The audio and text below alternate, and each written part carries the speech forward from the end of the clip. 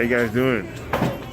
Going to Aruba, so I'm just checked in with my two cousins, and we're gonna go have a good time.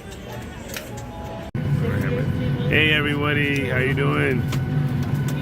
We're Martine and Josie.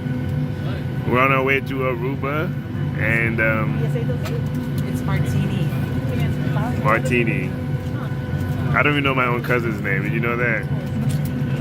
I'm his girlfriend. Stop it. It's crazy.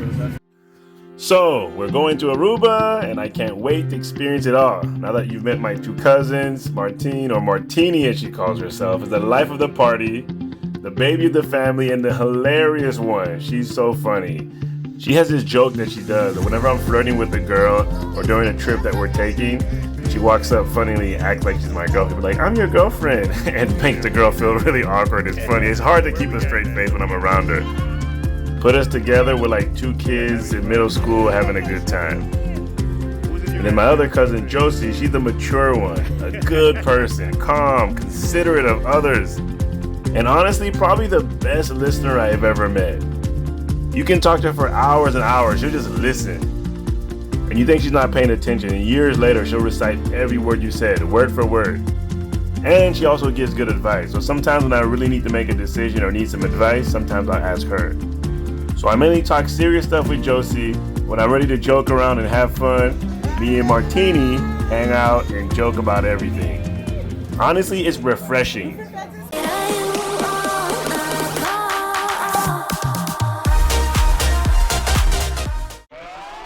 Just so you know, Aruba is about 18 miles away from Venezuela, so I'm considering it Latin America. The first thing you should know about Aruba is that it's super small. It's only 20 miles long and 5 miles wide, and the population is just over 100,000 people. So just imagine living there. After a while, you'll know everybody in town.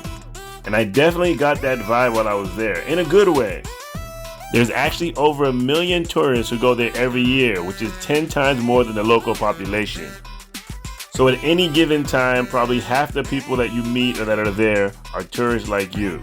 I also want to say that if you're into making friends, Arubans are probably the nicest people of every country I've ever visited. Nice. On a later episode, I want to talk mainly about the people I met. They are fascinating. Every native Aruban speaks 4 languages: English, Spanish, Dutch, and the local language called Papiamento. I don't even know if I'm saying it right. Dutch and Papiamento are the official languages of Aruba. So everybody seemed pretty smart. The more languages you speak is the more topics you can talk about. The more your mind expands to talk about different topics, different subjects. So the Arubans are great people to just have conversation with. They can talk about anything. On top of that, there are 90 different nationalities living on the island in pretty much perfect harmony. I think the world can learn something about Aruba. So a lot of this stuff I'm learning while I'm still on the plane. Another cool thing about Aruba is that locals own private beaches with these small stone beach houses that they rent out to tourists for $30 a weekend. Yeah, you heard that right, $30 for the whole weekend. Now these are just stone little houses with no electricity, no running water, but they're very beautiful and you can take great pictures. It's quiet. It's just like a very unique thing. Back in the day, they used to sell these beaches. People can buy the beaches, but you can't buy them anymore. But who cares? You can still go and rent them out and spend a weekend for a little bit of money. If you visit Aruba for 10 years in a row, you get an award and you get featured in their local paper. And if you visit for 20 years in a row, you gain the official title of Aruba Goodwill Ambassador. I thought about going for the 10-year one, but there's a lot of other countries I want to visit as well. But so far, I'm definitely impressed with Aruba. It's super low crime rate. Tourism is everything to everyone. So even the locals will protect you if you have a problem. They love tourists, they protect tourists. Tourists is their income. And no one on the island wants to be responsible for bad press or bad reviews. So everyone goes the extra mile to keep you happy. That's a good thing. Aruba is truly an island of many nations. So as we're getting ready to land in Aruba, I want to get my mind mentally prepared. I want to get my emotions mentally. So I go over the 5 benefits, my 5 favorite benefits of vacationing. Just keeping these benefits in the forefront of my mind just helps me to be grateful. It just puts me in a better mood. So I want to share them with you. If you're on your journey, keep these 5 next to you or create your own 5 and read them often when you're about the vacation, before the vacation as well, so that you're going to get excited to go on the vacation. Okay, 5 benefits of vacationing, which can also be 5 benefits of coming to Aruba. Number 1, you get to be a kid again. People forgive you when you're on vacation. It's normal for travelers to be clueless and not know how things work in a country. People are just more willing to forgive you and help you when you don't know what you're doing. So I personally get to be a big kid and nobody cares. Number 2 is mental health. When you go on vacation, although your body might be resting, but your mind gets a good exercise because your brain likes new things. You have to stretch your brain a little more to understand a different language, to understand what they're saying, try to figure out what things, to read something in another language, kind of like a puzzle. But on vacation, you don't have the pressure of messing up. It's okay to mess up.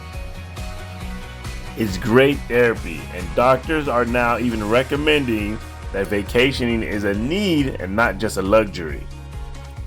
Okay, number 3, getting great ideas for your business or your life back home. While vacationing, you'll see people doing things differently, and it worked. That can give you an idea to bring back home and new things to try in your own life. Just be curious and ask questions when something doesn't make sense. You will learn a lot this way. Number 4, of the benefits of vacationing is you get to create memories and take pictures that last a lifetime. You can always go back to those pictures and experience a vacation all over again. So the benefits are not just for that moment of the vacation. You can actually start benefiting from a vacation before you go, while you're on it, and after you come back. Before you go, you're excited, so your attitude is better, your mood is better. While you're there, you're present, you're having a good time. And after the vacation, you're remembering and reminiscing way many years after. You can still experience the vacation even after it's done.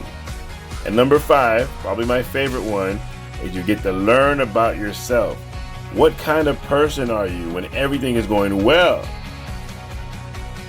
What about when nothing is working and everything is breaking down while you're on your vacation? Are you patient? Are you generous? Are you quick to anger? Are you spoiled? Are you demanding? Are you entitled? These are things I like to know about myself, and vacationing, being in a different environment, is a perfect setting to discover yourself. These are the 5 things I was thinking about while I was on the plane before I get there. So when I land in Aruba, I'm beaming with gratitude, and breakdowns are just an opportunity for me to learn more about myself. I'm excited. Sound the alarm. I'm coming up. We'll have a ball. I'm sweet like a buttercup. We're in Aruba. Crazy thing just happened. It's not even your house. And we run into these good Samaritans who basically say, hey, come stay with us instead. This look like y'all. So this is one of the Airbnbs. Oh, the lady's calling now. Oh, we gotta go? Yeah, see if you can. Wait. So we made some new friends at the airport, and they offered for us to stay with them. Just made some random friends. They said, hey, stay with us. We have a 3-bedroom. It was a couple. And it would have been cool. Actually, we would have saved a ton of money if we actually did do that. But we had already had our own Airbnb, so we are now at our Airbnb. So let me show you guys around Airbnb as I chat with you with other things. So it's nothing too grand, but it's also nothing too bad as well. And as I walk around the apartment to show you guys the place, I wanted to talk about something. So going to Aruba is like a dream for many Americans who talk about it like they're visiting some place for the first time, like they have to wait till they retire to this grand thing. People talk about saving huge amount of money to accomplish this dream of going to Aruba for a week or 2 weeks. Maybe it was expensive in the 80s, but now it's totally doable. The tickets were about $340, so why wait till you get old to do this? The Airbnb was $75 a night. Divide that by 3, that's $25 per person. And if you don't mind traveling with other people, get 2 people to go with you. Get 2 family members, 2 friends, 2 buddies, 2 girlfriends, 2 wives, whatever it is, and just get a group together and you go, and you can do so many great things when you guys work together as a team. $25 per night for 7 nights is $175. I think anybody can save up $200. You don't have to wait a whole lifetime to save up $200. I mean, look at the place. We have pool, we have jacuzzi, we have 3 bedrooms, we got several bathrooms, we got a full kitchen. For $175 a person, that's a steal. And if you add a couple more people, the price goes down. And Airbnb is a very good choice. Now, I actually prefer hotel depending on the circumstances. So I want to talk about the difference between Airbnb and hotel. Because I like taking group trips, I prefer hotel because people can come last minute or not. When you're doing a group trip and you get an Airbnb, you only have a certain amount of rooms. So if you have 3 rooms, 3 people already want to come, then on the 4th person last minute, they have to sleep on the sofa or they can't come. It just makes it uncomfortable. And if somebody drops off, then the price goes up for everybody as well. So I prefer hotel because the hotel has a lot of rooms. So if somebody wants to come last minute, fine, just get your room. It doesn't change anything for anybody. That way there's no pressure in organizing the trip, because some people might want to come and then they can't come last minute, or some people want to come but then they don't think they can come and then they show up at the last minute. So it always makes it hard. In Airbnb, they're scattered, so it's not like they're next to each other. So somebody can get another Airbnb, but they might be across town or down the street or somewhere else. They have to get a taxi to come. They're not waking up in the morning. Now you have 2 different kitchens, 2 different locations. It's not the best situation. So I prefer a hotel when organizing a group trip. If I'm going by myself or just with my small team or something, I already know that I'm not going to invite anybody else or nobody else is invited, then I'll do Airbnb. The other advantage of a hotel is you have a front desk. So if you have any problems, there's somebody that you can talk to immediately and they can give you a new room. But if you get to your Airbnb and there's a problem, you don't like it, it's hard to switch rooms. The host might try his best to accommodate you, but if it's 2 or 3 o'clock in the morning, they're not going to help you until the next day. So there is advantages of getting a hotel. I'm probably more of a hotel guy, just because I like that group thing. I like inviting people. I like to have a front desk person. If I need an iron in my room, if I need a microwave, if whatever is a problem, there's somebody else responsible. I'm not on my own. As far as Aruba goes, taxi prices are not expensive. Everything's about 5 minutes away. So there was really no need to rent a car. Our friend that we met at the airport, he suggested we rent a car together. But then it was going to complicate stuff because we have our own excursions we want to do. And sometimes it's not all great to all hang out together. So we declined on the offer. And we decided we'll just link up. They got a car, but taxis is really cheap. Everything is close. We didn't think it was that necessary. Then you have to fight over where you park, who's driving, who wants to go where. It's just more complicated. Another tip when you're traveling internationally and in Aruba, use WhatsApp as much as you can. Get the taxi driver's number. If you get a taxi driver, talk to him, get his number. And whenever you want to go somewhere, use the same guy because you already know him. Just text him whenever you're ready to go. He's usually free and he'll just come and pick you up. That's a good technique that you should use as well. All right, well, that's enough for this episode. On the next episode, I want to talk about the excursions, the nightlife, and the people I met, and of course, the food. I can't wait to talk about the food.